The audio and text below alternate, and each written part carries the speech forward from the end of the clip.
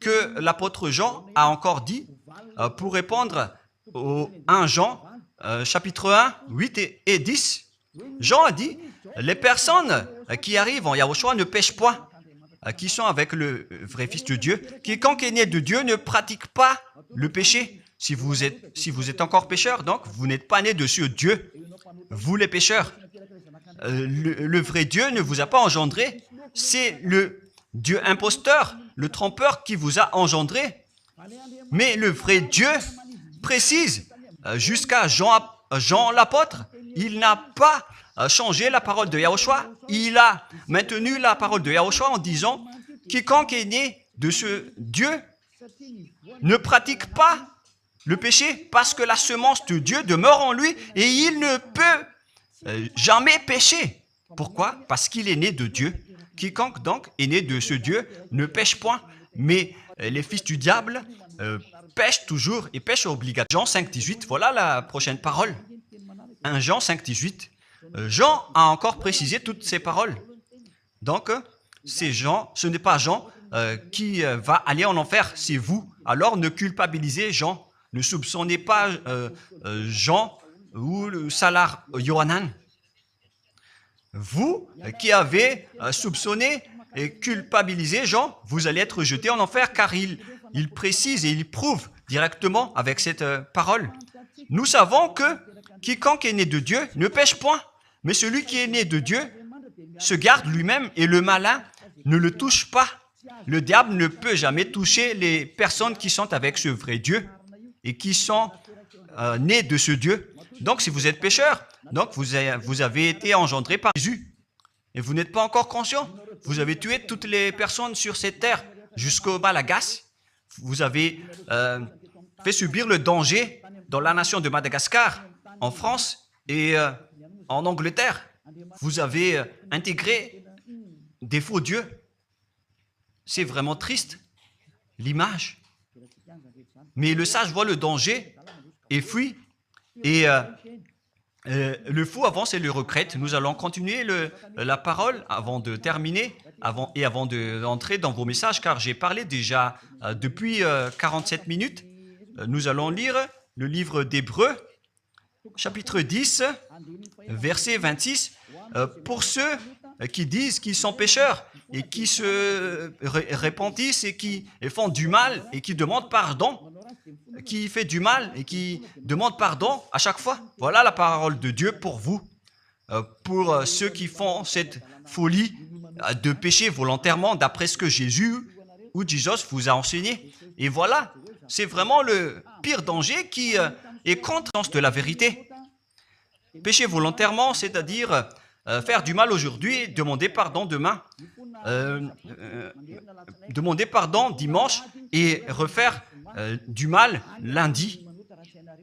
Et voilà, le fait de pécher volontairement, c'est un cercle vicieux qui se répète.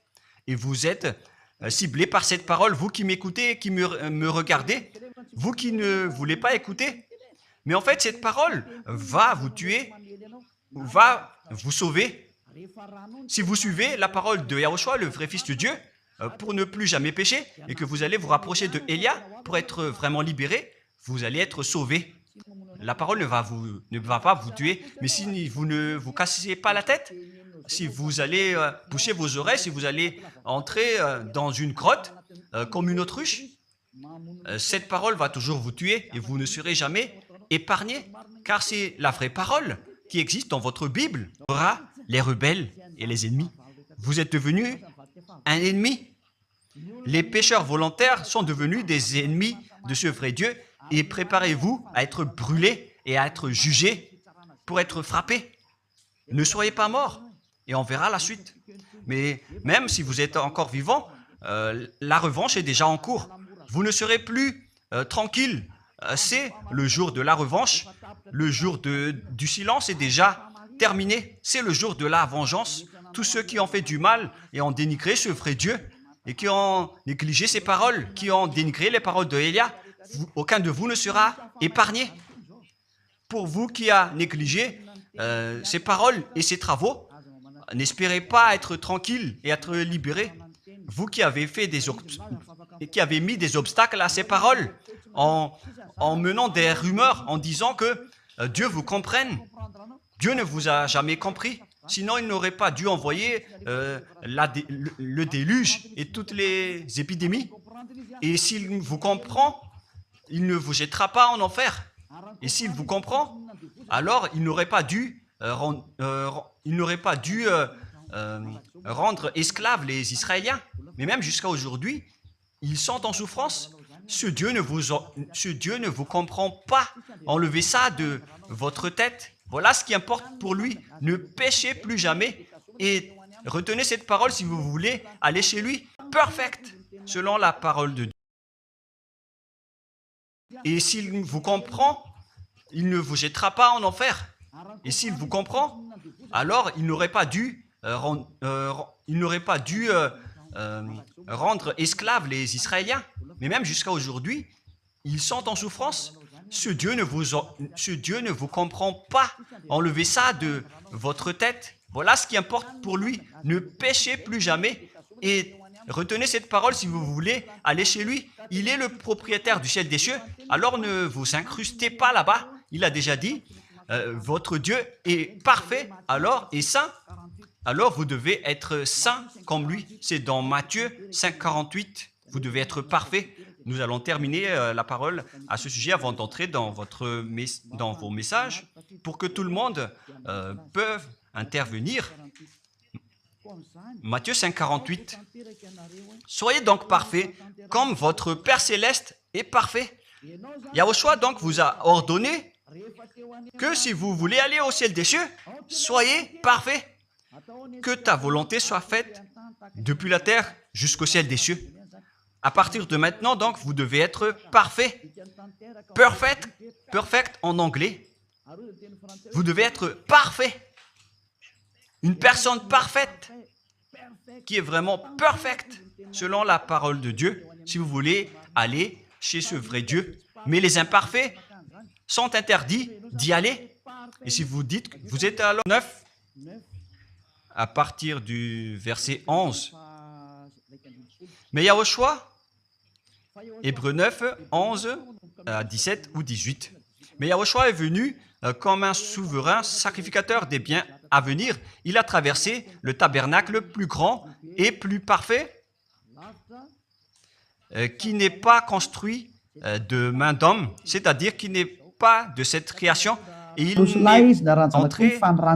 est entré une fois pour toutes dans le lieu très saint, non avec le sang des boucs et des veaux, mais avec ses propres sangs ayant obtenu rédemption éternelle. Car si le sang des taureaux et des boucs et les cendres d'une vache répandus sur ceux qui sont souillés sanctifient et procurent la pureté de la chair, combien de plus le sang de Yahushua qui, par un esprit éternel, s'est offert lui-même sans tâche à Dieu, purifie toute votre conscience des œuvres afin de servir le Dieu vivant. Nous sommes arrêtés au verset 14. Donc, lorsque vous êtes avec ce vrai Dieu, vous êtes purifié complètement.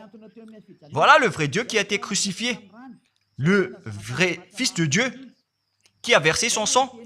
Il a dit, ne péchez plus jamais. Son nom, c'est Yahushua, que Elia vous prêche en ce moment. Et vous ne devez pas changer ce nom, car il n'y a aucun nom il n'y a aucun autre nom sous le ciel qui a été donné pour le salut. Et si c'est Yahushua seulement qui peut ôter les péchés, alors vous ne pouvez pas changer en un autre nom. Sinon, c'est le diable qui fait cela. Mais tous ceux qui se sont rapprochés de Yahushua, de Elia, ils sont tous ôtés des péchés et ne pêchent point. Moi, je vous dis, Elia, c'est d'anéantir les faux dieux. Donc voilà, donc la fin de ma parole. Je vous souhaite le meilleur pour vous qui avez écouté cette parole. Quittez Jésus et Jesus. La parole de Elia est très directe, mais si vous voulez être anéanti, alors restez là. C'est votre choix. Si vous voulez être jeté en enfer, alors restez encore là. Je vous ai dit que c'est un envoyé du diable qui va vous jeter en enfer. Voilà sa mission. Il n'a jamais été crucifié. C'est un mensonge. Il n'a jamais versé son sang c'est un mensonge. Il n'a rien fait du tout. C'est un assassin, est un imposteur direct. Il a été envoyé par Satan pour vous tromper, pour que vous croyez à des fausses idées et pour croire que Dieu vous pardonne, donc vous pouvez continuer votre folie alors que vous avez bien vu la parole que les pécheurs n'iront jamais au ciel des cieux.